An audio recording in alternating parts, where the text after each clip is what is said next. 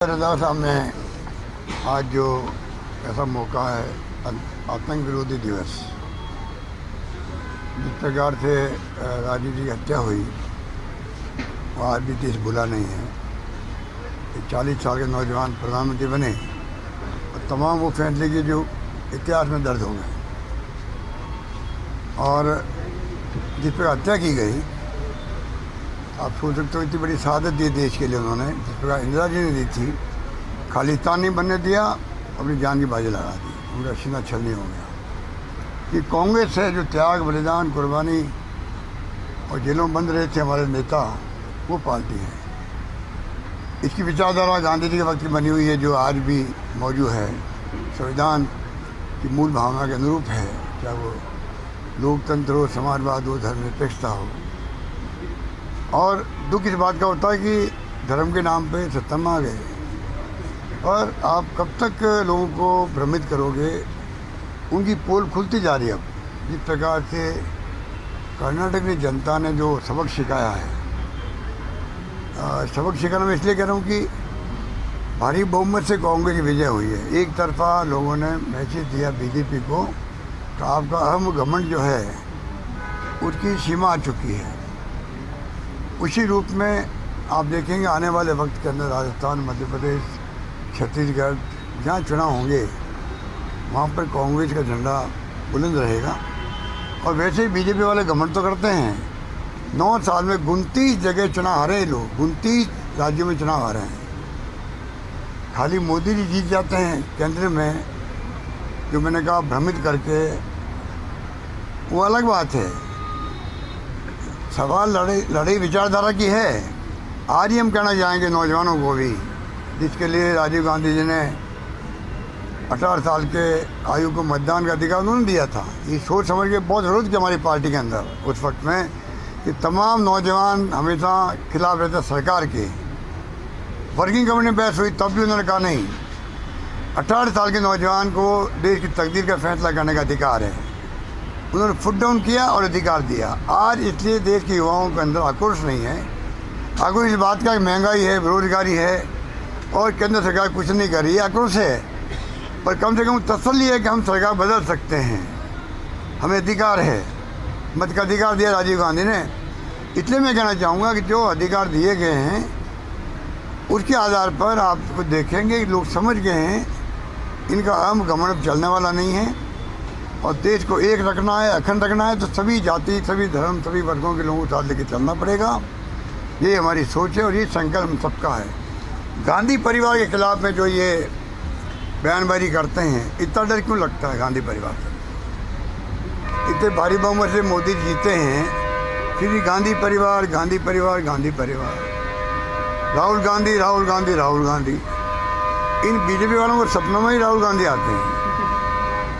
और पहले पंडित नेहरू को इन्होंने कोई कमी नहीं रखी। जो देश की बुनियाद रखने वाला व्यक्तित्व था दुनिया में, जिनका नाम है, उनके ऊपर कितनी छिछलीदार बातें की गई है सोशल मीडिया के अंदर। ये social media, mobile phone, internet, ये राजीव गांधी के देन है देश को। उनको नहीं मालूम हुआ कि आज इसका दुरुपयोग बीजेपी वाले इस रूप में करेंगे। आज सोशल मीडिया में जिस प्रकार से अफवाहें फैलाने लगा कर जो निम्न स्तरीय बातें की जाती है, वल्गर बातें की जाती है, नौजवानों को भ्रमित कर रहे हैं, ये तमाम चिंता का विषय होना चाहिए।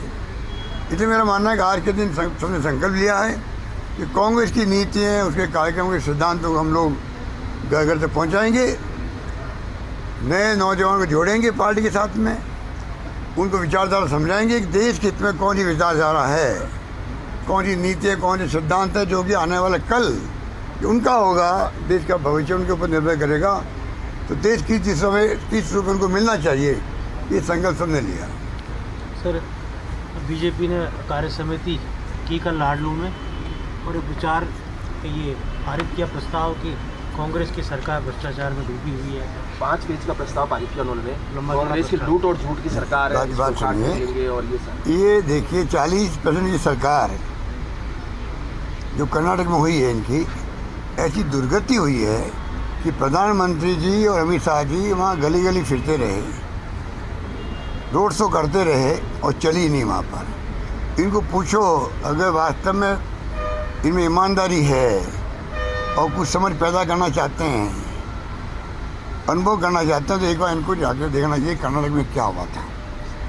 राजस्थान वो राज्य देश के अंदर नंबर 2 पर है आज। जो छापे राजस्थान में एंटी करप्शन डिपार्टमेंट ने डाले हैं, वो डिपार्टमेंट मेरे पास ही है। अगर आईटी का मेरे पास है, वो डिपार्टमेंट मेरे पास ही है। ये नहीं बोलना चाहिए। आज महाराष्ट्र के बाद में राजस्थान दूसरा राज्य है जहाँ पर सबसे अधिक छापे पड़े हैं, 1750। राजस्थान दूसरा राज्य है जहाँ पर महाराष्ट्र के बाद में डीए डिस्प्रोपोर्शनल एसेट आय से अधिक संपत्ति के जहाँ दर्ज हुए हैं। राजस्थान वो राज्य है जो पिछली सरकार इनकी थी उससे ज़्यादा टैप हुए हैं, यहाँ ज़्यादा सेंक्शन दी गई है। जब से सरकार बनी हमारी तब से अगर मिलाएं अधिकांश सेंक्शन दी गई है। अब जो केंद्र सरकार और इंडिया सर्विस होती है, कुछ केंद्र सरकार में भी जाती है, फॉर्मेलिटी करनी पड़ती है। पर जो जो जो छापे पड़े यहाँ पर, ये चाहते हैं कि ACPD मॉडल जो है, ये जो आप प्रस्ताव बात करो ना, इसमें इनका षड्यंत्र है। ये चाहते हैं क्योंकि इनको पता है कि वहाँ सरकार चली गई, तो अगर करप्शन की बात करेंगे तो हो सकता है यहाँ की सरकार डिस्टर्ब हो जाए। हम डिस्टर्ब नहीं होने वाले हैं। हम पूरी तरह को एक्सपोज करेंगे। तुम गए कहाँ थे 5 साल तक, क्या तुमने विपरीत भूमिका अदा करी है, बताए जनता को। ये इनका प्रस्ताव झूठ का पुलिंदा है, ये घबराए हुए हैं, इसलिए इनके पास कोई इश्यू ही नहीं है। इसलिए अब ये करप्शन की बात करते हैं। जितना छापे डाले गए यहाँ पर राजस्थान में, हिंदुस्तान में कहीं डाले गए हैं। इनके भी कई राज्यों में सरकारें हैं, वो क्या कर रही है वहाँ पर, वहाँ क्यों नहीं कार्रवाई होती है। यहाँ चाहे ट्रैप करने की घटना हो, चाहे वो डिस्पोजल एसेट की बात हो, सबसे अधिक छापे देश के अंदर महाराष्ट्र के बाद में राजस्थान है। और मैं दावे के साथ कह सकता हूँ कि ये हमारे उपलब्धि हैं कि हम इतने छापे डाल करके लोगों को पकड़ रहे हैं। IAS को भी, IPS को भी, कलेक्टर को, SP को, IRS को, RPS को, RS को। मेरे पास आंकड़े भी हैं। बताइए आप, 65 लोग पकड़े गए जो कि ऑर्डिनल सर्विसेज के स्टेट सर्विसेज, 65 लोग पकड़े गए। किसी राज्य में पकड़े गए क्या? और ये छापे नहीं डालते, इसका मतलब करप्शन नहीं है यहाँ पर। जब छापे की कार्रवाई हुई यहाँ पर, शानदार काम हो रहा डिपार्टमेंट का, ACP डिपार्टमेंट का, तो राजस्थान वालों को गर्व होना चाहिए कि राजस्थान वो राज्य जहाँ पे छापे डालते हैं। बाकी राज्यों में तो लूट मची हुई है। जब BJP राज्य सबसे करप्ट राज्य कोई देश के अंदर कोई है, वह है जहाँ BJP राज्य है।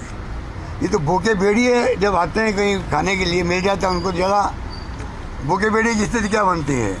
ये जैसी सत्ता में आए हैं केंद्र में, राज्यों में, आप बिलीव नहीं करेंगे। मैं नहीं कह रहा हूँ, आप पता कर लीजिए किसी उद्योगपति से। मेरा चैलेंज है, किसी उद्योगपति से बात कर लीजिए, किसी उद्यमी से बात कर लीजिए, किसी व्यापारी से बात कर लीजिए।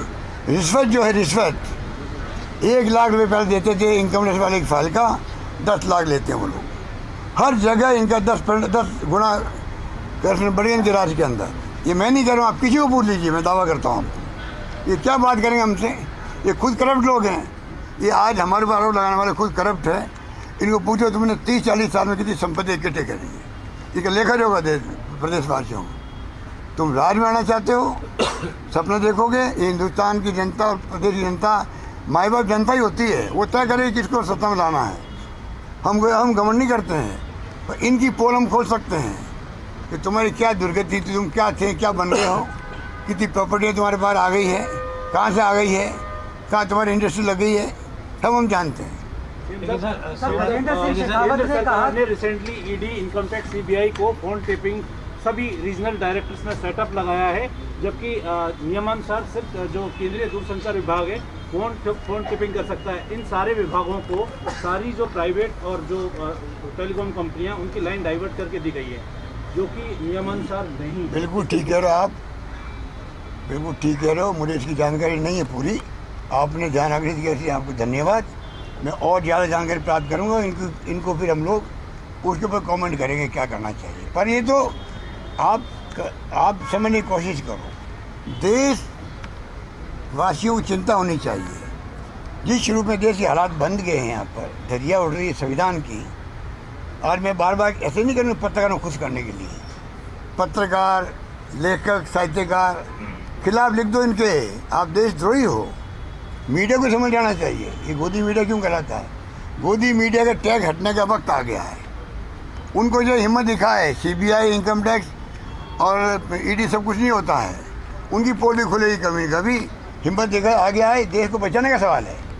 देश के बचाव के लिए आज़ादी के आंदोलन के वक्त में भी मीडिया की बहुत बड़ी भूमिका रही है देश के अंदर, वो नहीं भूलना चाहिए। वो भूमिका अदा करने का वक्त आ गया है। सुन लीजिए दिल्ली के तमाम मीडिया वालों, जो नोएडा में बैठे हो आप लोग गोदी मीडिया के नाम से, बुरा लगता है हम कहते हैं गोदी मीडिया, तो उनको बुरा लगता है। मैंने एक बार इंटरव्यू दे दिया कि आपने गोदी मीडिया कैसे कह दिया। अरे इसलिए कह दिया तुम रात दिन गोदी मीडिया के साथ बिहेव कर रहे हो। डरते हो मोदी जी से, आप लोग अमित शाह से डरते हो।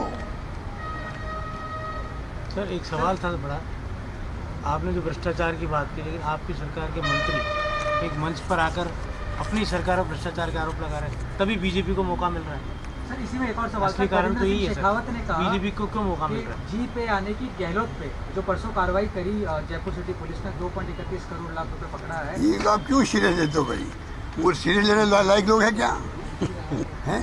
कोई फंसा हुआ है उसके अंदर, संजीवनी फंसा हुआ है ऑस्ट्रेलिया में या कहाँ पे, वो इथोपिया में बड़े बड़े फार्म हाउसेज हैं।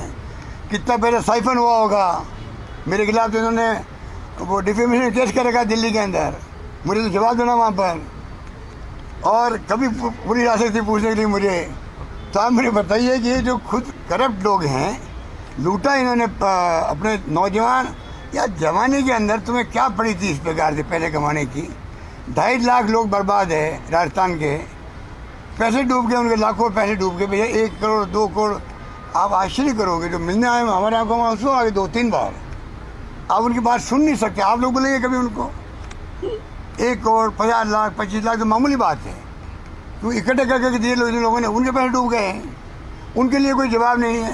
पूछो बीजेपी नेताओं, प्रस्ताव पास करने वालों को, तुम प्रस्ताव जो है, तुम में अगर इतनी हिम्मत है, तुम संजीवनी के खिलाफ प्रस्ताव पास क्यों नहीं करते हो? और जो इन्होंने कंपनी बनाई थी गजेंद्र सिंह शेखावत ने, मैं कंपनी का नाम जानता नहीं हूँ, बम्बई में कहीं पर है, जिसमें लेन देन हुआ होगा, उन सब के प्रस्ताव खिलाफ पास क्यों नहीं करते हो? ये प्रस्ताव पास क्यों नहीं करते हो प्रधानमंत्री के लिए कि गजेंद्र सिंह शेखावत को ड्रॉप करो, बर्खास्त करो मंत्रिमंडल से, क्योंकि ये करप्ट साबित हो चुका है। करप्ट साबित होने में मुजरिम तो बन चुका है, तो कभी न कभी कोर्ट में जब केस जाएगा फैसला भी आ जाएगा। अभियुक्त तो बन चुका है ये। जब आपने जो एसओजी कार्रवाई कर रही है उसमें आपको मुजरिम मान लिया है, फैसला कोर्ट करता है, मान तो लिया ना आपको, आप इक्वल मुजरिम हो, आपके परिवार पूरा इक्वल मुजरिम है, आप कैसे बच के जाओगे? उस पर हिम्मत नहीं दिखाते हैं। और हमने तो पूरा चीफ सेक्रेटरी ने, पुलिस कमिश्नर ने बुला के आपको प्रेस कॉन्फ्रेंस करी, जो घटना हुई थी 2 करोड़ रुपये जो मिले वहाँ पर 31 लाख रुपये, मैं खुद मॉनिटरिंग कर रहा था बेंगलोर से। मैंने खुद ने कहा प्रेस को बुलाओ, पूरी बात समझाओ। 2 करोड़ मिले, इनके पास पता नहीं कितने रुपये पड़े हुए हैं। आप बताइए, अमित शाह जी बैंक के डायरेक्टर हैं अहमदाबाद के अंदर, 700 करोड़ रुपये वहाँ पे लेन देन हुआ है जब आपके ये नोटबंदी के वक्त 700 करोड़ का कैसे हो गया? अब मैं बताऊँ आपको, अभी 2000 रुपये के नोट का जो हुआ है आपका, ये बंद हुआ है। भाई मैंने क्या करता मालूम आपको?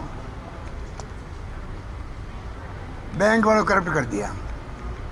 जैसे बजरी के अंदर सुप्रीम कोर्ट केस डिले हुआ आने में फैसला, उसके कारण हमारे पुलिस के अधिकारी करप्ट हो गए। माइनिंग के तो थे ही थे, ट्रांसपोर्ट के हो गए। उसी प्रकार से ये जो नोटबंदी करी थी ना, तो गए आप वहाँ पे बैंक के अंदर, बड़ी रकम लेके गए, उनके लिए आगे लाइन की जगह नहीं थी खड़ा होने की, उनके लिए पीछे की जगह खुला था। जाओ, उदाहरण के रूप में आप 1 रुपये दो, 1 करोड़ रुपये दो, 1 करोड़ पुराना नोट दो 500,000 के, 2,000 के नोट आपको नया आके रखे। 70% की गड्डी अलग बनाई, उसको धक्का दिया, जाइए ले जाइए इसको, और 30% वही रखे, बांट लो ऑफर के अंदर। धंधे चले पूरे देश के अंदर, बैंकों के अंदर, नहीं भूलना चाहिए। अब ऐसे ही इस खेल के अंदर होगा, पता नहीं है लोग पैसा कहाँ खर्च करेंगे, लोग कितना इकट्ठा ये कर पाएंगे पता ही नहीं लोगों का। इतने खतरनाक लोग हैं, कितना पैसा इकट्ठा करेंगे 2000 के गेम के अंदर, उसका तो हिसाब आज तक दिया नहीं। ना ब्लैक मनी, ना आतंकवाद खत्म हुआ, ना फेक करेंसी खत्म हुई, पूरा पैसा मार्केट में था, पूरा पैसा जमा हो गया आरबीआई के अंदर। ये लोकसभा के आंकड़े हैं।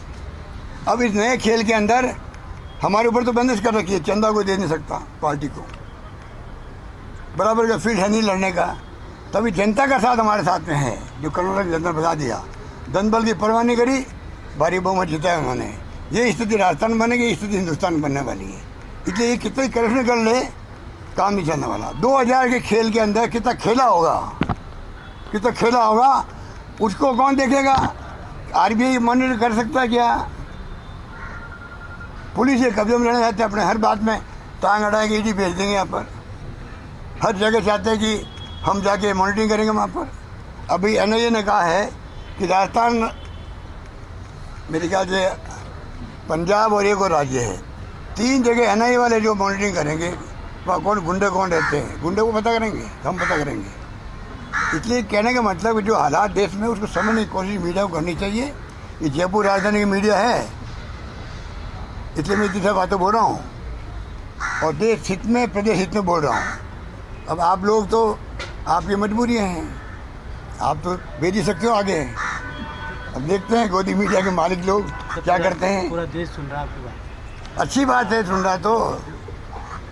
आखिर में मैं नौजवानों से अपील करना चाहूँगा, ये जितने लोग हैं, इनकी नीतियाँ, इनके कार्यक्रम के सिद्धांत ना जनहित के हैं, इनको परवाह नहीं, ना महंगाई की है, ना बेरोजगारी की है, ना नॉन वायलेंस की भावना। ये बात करते हैं जो राहुल गांधी की यात्रा थी, भारत जोड़ो यात्रा, हमारी थीम वो है सब मुद्दों के अंदर। अमीर गरीबी खाई, वो हमारा मुद्दा है। 4 मुद्दे राहुल गांधी ने दिए देशवासियों को, हमारा बजट पे उसी ढंग से हुआ है। हम चारों मुद्दों को लेके काम कर रहे हैं। बजट की घोषणा उस ढंग की है और हमारी गवर्नेंस उस ढंग की है। धन्यवाद। एक सवाल तो रंधावा जी, जिस तरह से बयान किसी सरकार के मंत्री दे रहे हैं, सरकार के खिलाफ दे रहे हैं, तो क्या कोई एक्शन आप? वो तो सीएम साहब ने बता दिया, वो हमारे है और हर रोज उसके ऊपर मॉनिटरिंग भी हो रही है, इसके बाद ठीक हो जाएगा। ओके।